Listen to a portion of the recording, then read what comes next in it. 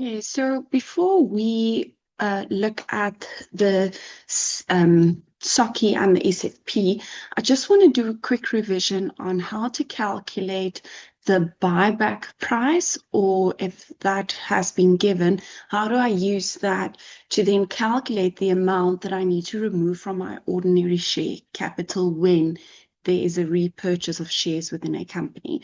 So the company that we are going to look at is ABC Limited, and they have a financial year that ended on the, sorry, I didn't plug this in, that ended on the 28th of Feb 2021. So that means that our financial year started on the 1st of March. So on the 1st of March 2020. March 2020 up until the 28th of Feb 2021. And then it says that we need to calculate the average share price and then do entries, but I'm just going to skip right to the bottom to the information to see how we need to use the information in all of the different sets of financial statements that we have to prepare. So in your SFP, the notes that go together with the SFP, and then your cash flow statement. So on the 1st of March, the following balances appeared in the ledger of ABC Limited. So you have your ordinary share capital, the number of shares in issue, as well as the amount at which you issued those shares. Sorry, the cats are going crazy. Just hold on. Okay, and then we have our retained income, and then we also have our bank balance on the first day. Then it says that on the 1st of June 2020, the directors decided to buy back 100,000 shares at a price of 8 Rand each. The company issued an EFT for 800,000 Rand to pay him for this buyback. So you need to remember that you have an ordinary share capital account. Just try and draw this. Okay, so you have your ordinary share capital account. Remember, you are not going to abbreviate anywhere. This is just to make it easy for me. Okay, ordinary share capital account. And this is an equity account. So therefore, the balance is on the credit side. Okay, so you have a balance brought down. This is just a draft account, so I'm not going to add all the details. You had a balance brought down on the first day of your current financial year of 4.5 million. Okay, and the 4.5 million represents the capital that you received for 750,000 shares that you issued to your shareholders. Therefore, you can only remove from this account whatever you put into this account. Therefore, you can only remove 4.5 million Rand for 750,000 shares. So, in other words, we calculate the average share capital per share.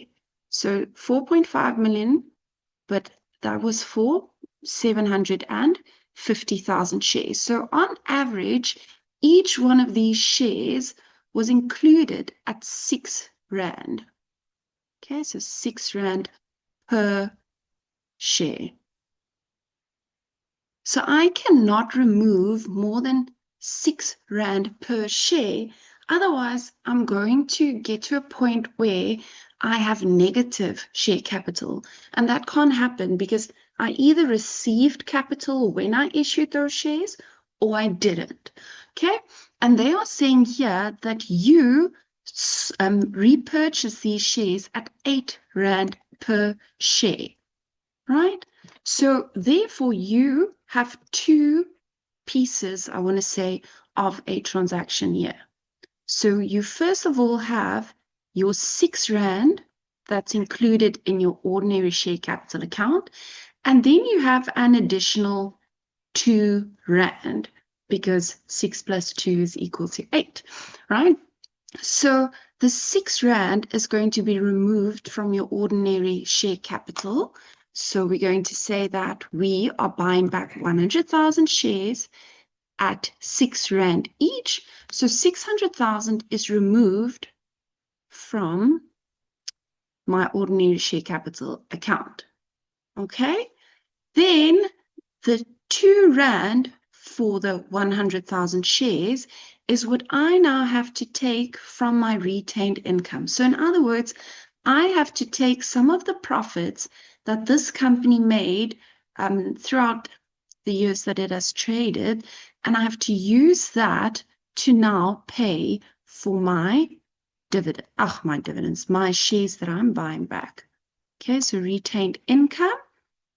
Once again, an equity account. If it doesn't say debit, it means that we had retained income. And anyways, if we didn't have any retained income, we wouldn't have been able to do this buyback. Okay, so 1.2 million is the profits that you have accumulated over the years that you haven't distributed to your shareholders. So you are now going to use, of that 1.2 million, you are going to use 200,000 Rand for your buyback. Okay, so the average share price is taken from your ordinary share capital, and then whatever you paid above that average share price, you will take that from your retained income. And then you'll see that together it adds up to 800,000 Rand, and that will then be a credit to your bank of 800,000 Rand. Oh my gosh, there we go. 800,000 Rand. Lovely zeros there. Okay, right.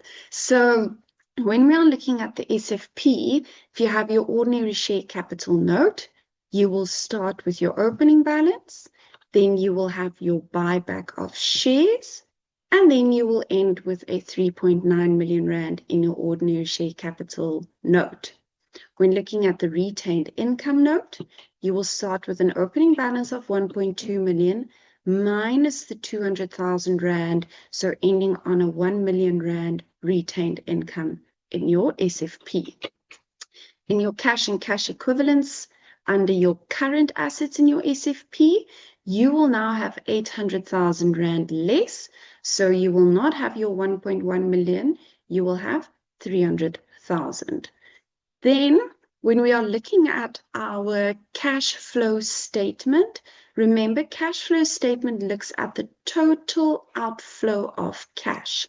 And that's why your cash flow statement amount you will have as 800,000 Rand. So that's just a basic calculation of your ordinary share capital and then the repurchase of shares.